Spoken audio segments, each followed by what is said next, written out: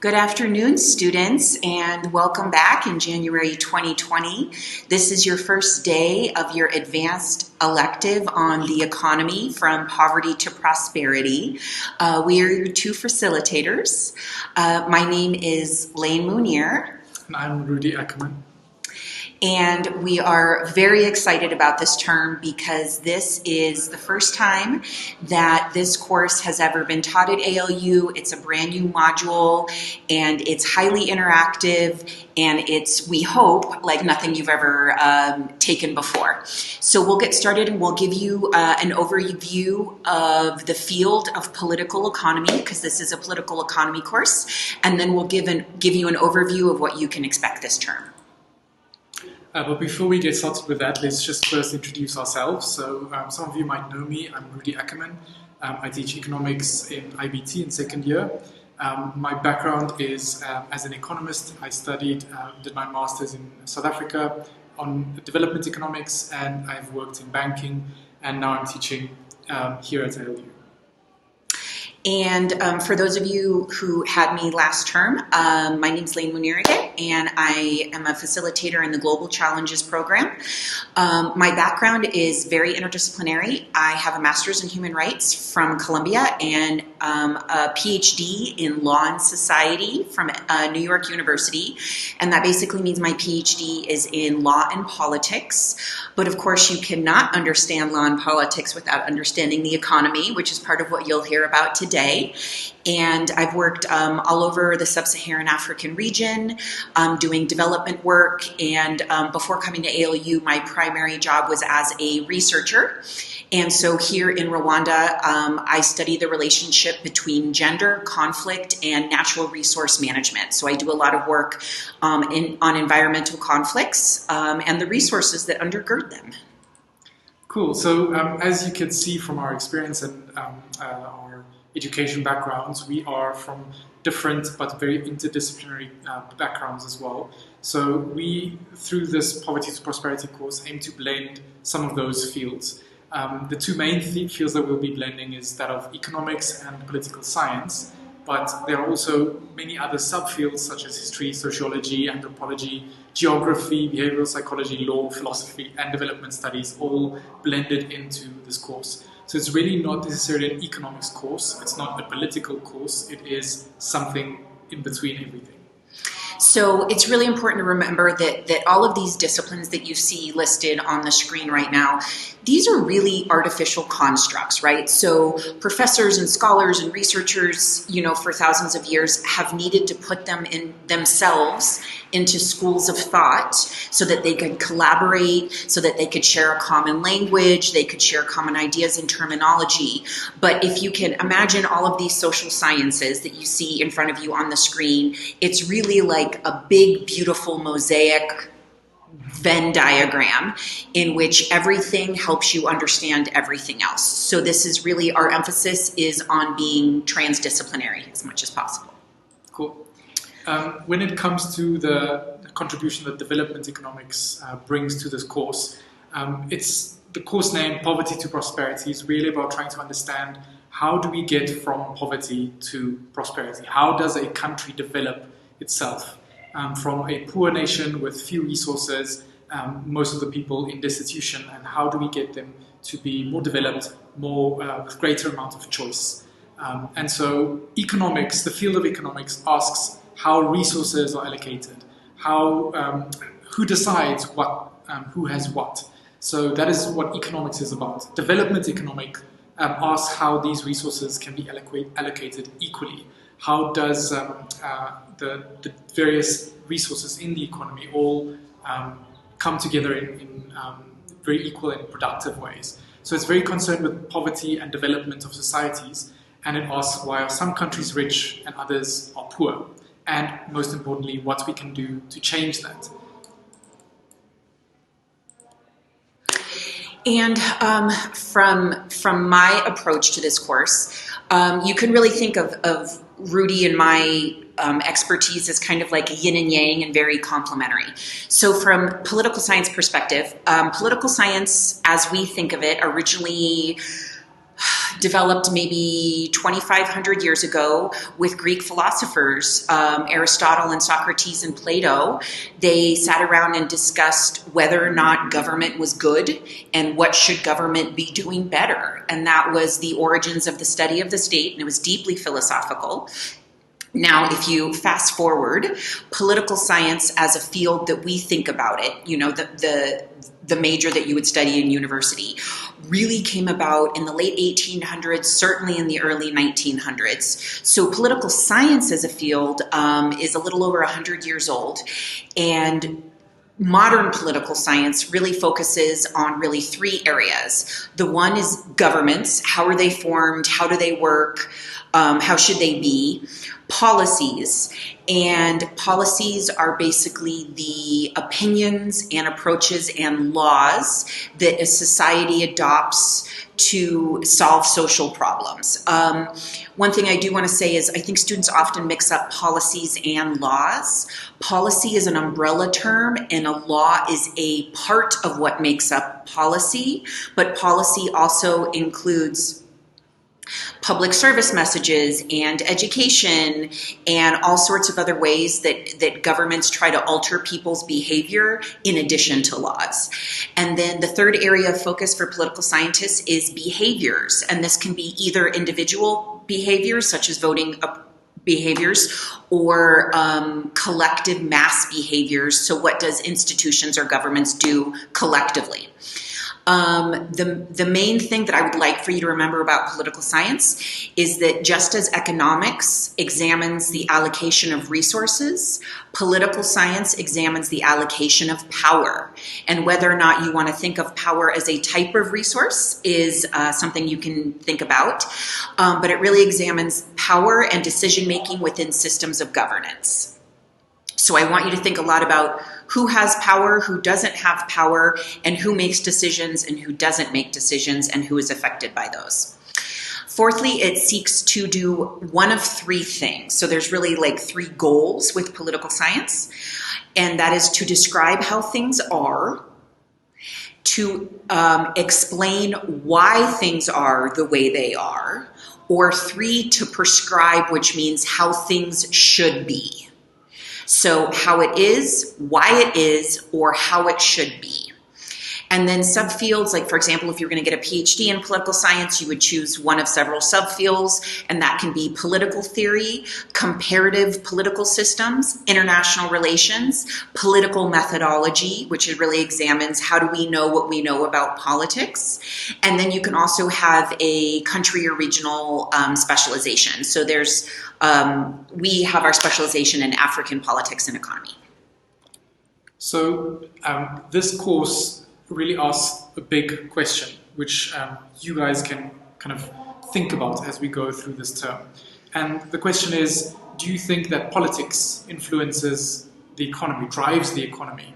Or is it the economy that drives politics? Do politicians respond to something that's happening in the economic, financial world? Or is it the other way around? Does the financial, economic world respond to the way that politicians operate? And that, I think, is something that you will discover throughout the course of this term.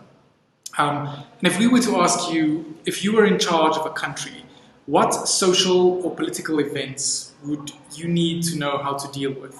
What are the things that you, as a policymaker, if you were a president or a minister or even a CEO in a business, what are some of the economic or social or political events that you as an African need to know how to deal with? Just think about that for a second. So let's talk about what is poverty to prosperity. And I'm going to open up the Canvas page just so that you can see. When you open Canvas, you will find the course outline right in the beginning. And we're going to talk through the course outline very quickly. And then I'll show you the syllabus and the modules. Yeah. So first I'll give you a brief overview of what you can expect for the module. It's really cool. We're really excited. So for those of you who are Global Challenges students, most of you took my I called it Poverty to Prosperity too, but it wasn't. But my Global Challenges in the Economy course last term, and those of you who are IBT students have also taken macroeconomics. So our goal in designing this module was to give you a hands-on interactive experience in which you would apply some of the previous information that you've gotten in your previous courses with us, obtain more information, and really get to work. So I don't think you've ever taken any class like this. So our goal really is that we are creating a game-like simulation in which each of you will be assigned a social, political, or economic role in a fictional country's economy. And then it will be your responsibility to improve social and economic outcomes in the age of COVID. So you're going to have all sorts of different roles, and most important to us, you're going to have competing interest. And so your responsibility as a student in this course will be to negotiate and navigate the competing interests that you have with your classmates to further your own agenda in a way that benefits you, the people you represent, and the government at large. So the course is really built around this simulation, right? And a lot of your submissions are actually based on how well you are able to play this game. So your grades will come from three different categories. The first category is the formative rationale submission. So basically every week you will tell us what decisions are you making. If you are a labor unionist, every week you will be able to make a certain decision that influences the bigger economy. And every week you need to tell us why. What theory maybe informed this decision you made, or what objective do you have? What is the thing that you are trying to achieve, and how do you think you will be able to achieve that? So in this way, this weekly formative will test if you are able to match the things that you learn in class, the different theories around the economy and politics, and if you are able to apply them correctly into the decisions that you make, right? So if, as a labor unionist, you are advocating for minimum wage, this is where you will tell us why you believe in the minimum wage, for example. Then the second bucket component is what is called a formative indicator. So each of you will have a specific thing that you are trying to achieve. If you are a business interest, businessman, you want GDP levels to increase. If you are a foreigner, you maybe want debt levels to increase. If you are a political party member, you want your party to be elected. So every person has a certain objective, and based on if you achieve that objective or not, you will get scored. So if the GDP goes up, then you will do good. What's important for this specific one is that if everyone in the class, if your entire cohort ends up eradicating poverty in this country, every single person will get a 5 out of 5. So if all of you can kind of take hands and solve the issue of poverty for this fictional simulation, you all will get 5 out of 5 for this indicator. And the last thing is a summative white paper. So a white paper is basically just a very large essay wherein you describe a policy, and this is actually applied to a real country where you will propose a policy that they implement in that country. So to give you, I think maybe to give them like a concrete example. So for example, 1 week we will present you with information that the fictional country, for example, is on the brink of having a mass strike among everyone in the mining sector or something. So you might represent this person, that person, that person. We're going to assign you roles when we see you next. And then you need to get together with the people who are in your group, and you need to decide how to fix this problem. And then your justification will tell me why you chose to fix that problem in the way you did. So maybe your way to fix this impending labor strike is to raise minimum wage. Maybe it's to fire everyone. Maybe it's to improve the healthcare system, or whatever you think the solution is. And then you need to justify it. And then we're gonna have votes, and we're gonna see how that plays out in the real world. So it's a little bit, I guess, like a reality TV show that's also not being taped. Yes, and I know a very common question that you guys might be wondering is, are there peer groups? And the answer is no, there are no peer groups. There are different interest groups, and you can decide if you want to work with them or not. So you might be in the same political party as another person, but halfway through the game, if for whatever reason you want to change or do something strange, you are very welcome to do this. This is a game that's up to you guys to decide how you want to play the game. So there are no peer groups, everyone is individually graded, and it is up to you to make things work. So in terms of the topics that we'll be covering, and the idea with these topics is really to empower you with skills so that you are able to play the game well, right? And so we will be talking through the following topics. Week 1, we'll be talking about power dynamics. I think most of you have really heard about power dynamics a little bit in Lane's course or my course before, but we will just be recapping some of the power dynamics and what is political economy. In week 2, we will talk about analytical relationships, causality and causation and correlation, and statistics. How much of a link is there between statistics? We'll also talk in week 3 about the role of government. What can a government do and what can't it do? How much can it influence the economy and how much can it not? What are some economic theories of development? So in week 4, we'll be talking about how how prominent economists think we can solve the issue of poverty. In week 5, we'll talk about colonialism and underdevelopment, delving into the past of the African continent. And then in week 6, we'll talk about population and vulnerabilities, the power dynamics around gender and marginalization. So for each of these weeks that has these themes, we will present you with some sort of an event or a crisis or a large-scale problem in society that your group then needs to try to fix. So each week, the phenomenon that we give you aligns with the topics that Rudy just went over. And so for the second half of the module, for week 6, we're going to be talking a lot about power among marginalized populations, and I'm focusing on gender inequality, but most of the lessons that we talk about can speak to anyone who is a non-dominant power holder in societies in large and in the fictional country that you're navigating.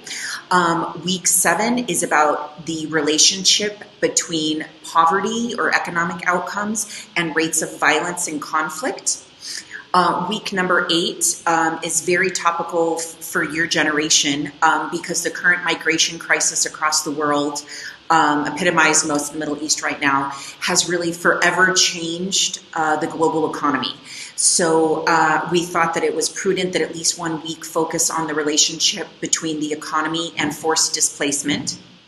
Week number 9 is a topic that's near and dear to my heart, which is the relationship between the economy and physical geography. So there's a really robust body of literature on, I don't want to call it geographic determinism, let's call it geographic influence, or how a country's geography impacts its economic outcomes, and this is particularly salient in Africa. And then as an extension of that, week 10 is going to be about the economy and natural resources. So this does not just mean natural resources like mining and gas and oil and fossil fuels. This also means the sort of natural resources you get from healthy biodiversity. So we're going to talk essentially about the economy and the environment.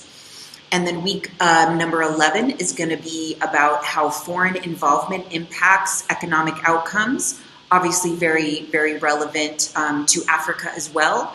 And we don't want to overlap with our discussion of colonial history. So we're going to try to keep week 11 as contemporary as possible. And then week 12, we're going to wrap up with a discussion of technology and the future in the economy. And most of you who've already taken our classes, you're already very familiar with the third and fourth industrial revolutions. So we're going to try to extend this conversation beyond the fourth revolution and just talk about technology at large. So that is essentially the course. And if you go on Canvas, you will find, when you click on modules, you will find each week we will publish the required readings here that you need to work through. And we ask that before Friday's lesson, you please go and look at the required reading by economist Dambiso Moyo. It's a short video. And if you have time and like a little bit of chaos in your life, please watch The Edge of Chaos, which explains the theory behind Dambiso Moyo's book. Okay, so that is essentially what this course is all about. And the learning cycles that we'll be using will be in every Monday. This time, we will be having an online lecture. So as Lane mentioned, each of those topics, we will be covering them lecture style, okay? And we will be talking about theories and things like that. The classes will be online, which means that it will be on Zoom. So it won't be a recording like you are watching now, but it will be a more interactive Zoom lecture. And some people would, in some weeks, be asked to attend in person here in this room that we are sitting now, so that we've got some spectators on Zoom and then some people actually in the classroom participating. But we'll let you know week by week how that works. Yes, actually, learning cycle, the self-reading happens Tuesdays or Wednesdays, or Thursdays even, anytime before Friday. Because on Fridays we have the in-person simulation. So there is still one cohort, I think, that has not yet been moved, and the cohort is still scheduled for Wednesdays at 5 p.m. That will most likely move fairly soon, so just keep an eye out for that. So just take these days with a grain of salt. Mondays are definitely always going to be lectures. Then your second session with us is going to be, you're going to do reading between the lecture and then our hopefully in-class session. And then your second session of the week will be when we do our simulation and have our experience and do our voting and things like that. Yep. So this coming Friday, we will be explaining the simulation in more detail. So please make sure that you are there, because if you're not there, you will miss some vital information around how to play the game. And it is, like we said, a very core component of this course. So please be sure to be there on Friday in person. And that is it.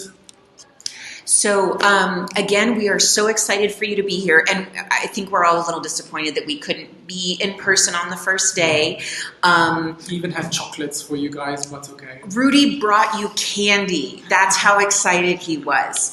But just want you to know that aside from the first day snafus, we will do everything we can to help make sure that the schedule is conducive to public transportation and ensuring that you can come to campus when possible. And we'll do our best to have a hybrid learning model in which you can come to campus when possible, but also that for you can still fully engage and get what you need to, even if you have to do it through your computers. Cool. Yes. Super excited to see you very soon. Thank you, everyone.